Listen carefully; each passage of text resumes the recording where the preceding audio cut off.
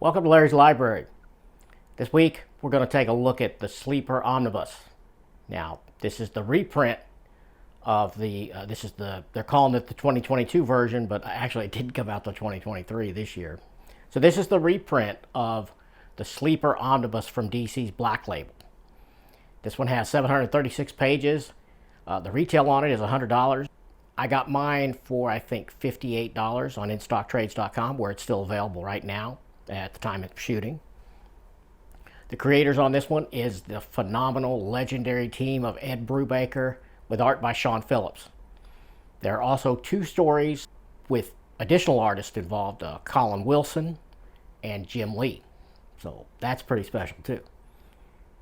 So this thing is fantastic. Spoiler, it's fantastic, of course. I'm not sure Ed Brubaker and Sean Phillips have ever done something that wasn't fantastic. If they have, I haven't read it. So this collects Point Blank 1 through 5. And that one has the art by Colin Wilson, and that's first. And then you have Sleeper Season 1, 1 through 12. Sleeper Season 2, 1 through 12. And all of that material, which is the bulk of the book, is with the Sean Phillips art, which is, of course, superb. And then it also includes Coup d'etat, the Sleeper issue, number 1. And that has the art by Jim Lee.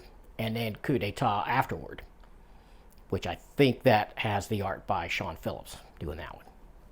It's hard to keep those straight. And part of the reason behind that is in most of these Omnis, certainly in this one, I think this one does have page numbers, but there's no contents page which breaks down who did what. There's a page, I'll show you here, that shows all the creator credits, but it doesn't match them up to the sections of the book. So I had to go and kind of dig through Wikipedia and other sources, other databases to figure out who did art in what section. I mean, I of course can tell Sean Phillips right away. I know which is Sean Phillips, and I could tell Jim Lee. So, sort of process of elimination. Only got 3 artists involved. I could match it up anyway, but it would have been nice to have that spelled out with page numbers and issues and all that in the contents page. Not sure why DC didn't do that here, but, they have done it in some Omnis in the past, but they did not do it here. Point Blank starts off this book, and it tells the story of Cole Cash, also known as the Grifter.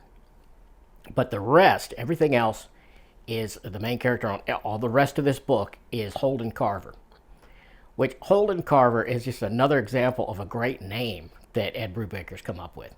I really like a good name. I play a lot of Skyrim, or at least I used to. I still do occasionally, and I've created hundreds of characters in Skyrim, and I will actually research my character's name before I even begin, and I will try to come up with what I think is a cool sounding name, usually that means something in various languages before I even start. But I'm crazy that way, so I really get a kick out of it when a writer comes up with a great name. And Holden Carver, how classy of a name is that for a hero?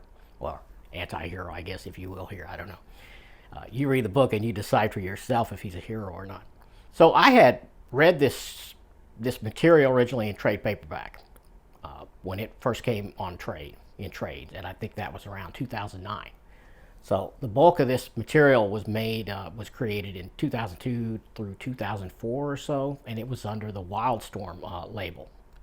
I don't know if you remember Wildstorm, but yeah, that was a thing. I usually, when I buy a book like this that I've already read, I don't generally read it again.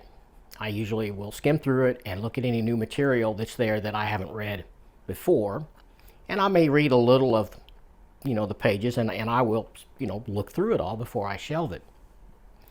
And I started to do that here, and then I realized I don't think the trades I read had Point Blank or the Coup d'etats. I did not remember them at all.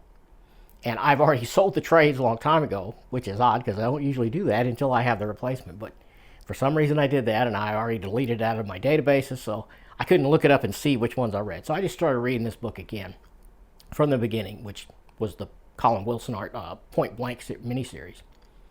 Man, he was fantastic. I don't think I've ever seen Colin Wilson's art before, but I really loved it. I'll show some here.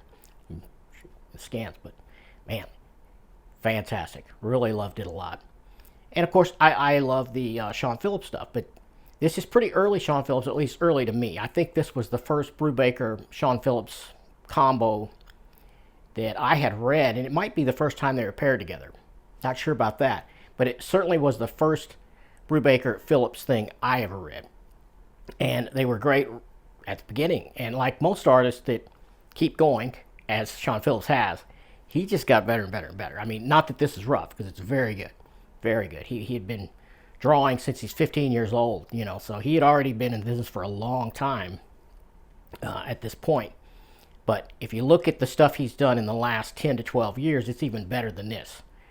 And this is already a high bar. So what is this about? This concerns secret agents and double agents with many, many layers of that onion.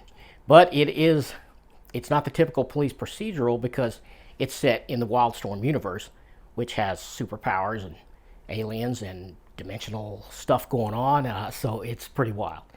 It was really, really fun read. It has a really bittersweet ending. It's somewhat satisfying, but like I said, I'll just say it is bittersweet. But yeah, Holden Carver, he worked originally for a group that was, I think it's called the I.O. here, which is very similar to Marvel's S.H.I.E.L.D. in some ways. And so he goes undercover to infiltrate this terrorist organization. And his handler, John Lynch, which he's throughout this thing, cool character, he did this off book. So, because he wanted to get him embedded deep in this terrorist cell. So he didn't leave any trace of this. He's the only one of the good guys that even knows that Holden Carver just didn't go rogue and become a villain. He actually was undercover. But no one could prove it except John Lynch, the man that sent him down, sent him, to infiltrate this group. And years go by, because he really wants him in there good to take down this Tao, is the leader of this group. And, well, one tiny spoiler to kind of show you what how this plot goes, is John Lynch goes into a coma. I won't say why, but he ends up in a coma. So now, Holden Carver is stuck. He either has to embrace this life that he's been living, pretend a bad guy, a terrorist. And of course he's had to make friends or acquaintances and all that, because he was embedded with them for so long, and now he has no way out. The only man that can prove that he was actually undercover is now effectively brain dead in a coma. So things go from bad to worse for Holden Carver. And Holden Carver does have some superpowers. I'm not going to say how he got them, but the origin story on that is awesome. Really well worth reading. Basically, he has a Wolverine-style healing factor, but he also he takes the pain from all the punishment he's inflicted, and he can store it up and then zap someone with it and make them feel all that pain with his hands. So he wears gloves so his touch doesn't accidentally set someone off. It's a really cool concept. But the whole thing is not done in the familiar superhero tropes that we're used to as people that read superhero comics all the time. This is done more in the style of espionage and pulp and crime noir. So it's wonderful. Yeah, it's highly recommended. For me, this was an easy 9 out of 10. Damn near a 10. But I'm going to go with a 9 out of 10 for this one. Everything can't be a 10. I do give out a lot of 9s, though, if you've watched the channel long. But yeah, like I said, I wasn't even going to read the whole thing again. I was just going to read the parts that I knew I hadn't read. And I read Point Blank, and it was so good. And then I thought, well, I'm going to start reading some of this, just to refamiliarize myself with it. I started reading it and just couldn't put it down. Ended up reading through the whole thing all over again. And it was great. And I really do think that the addition of Point Blank at the beginning sets you up for this plot better. And I don't think I had read Point Blank before. So it's cool that that's included here. And then the coup d'etat stuff at the end also sort of just put a bow on this. And I'm really glad that was included. I had not read that previously. So yeah, I recommend this, and you can still pick it up as of the time of this shooting. I'm a couple weeks early on these, or ahead on these rather. But yeah, you should still be able to get this. Good quality on this binding. I did drop mine. You've probably seen that in the B-roll earlier. that's totally me. I put a little dent in the corner, but that was my fault. That wasn't DC's fault. The binding's good on it. Yeah, it's great stuff. Pick it up if you like Brubaker and Phillips. You can pick this up and get a glimpse of the very early years, possibly the first time they were paired together, and it's great. And I'm gonna let you go now. That's all I got for now, and I'll see you next week, if not sooner. Subscribe if you haven't already. Bell notify yourself so you don't miss out, and I'll see you.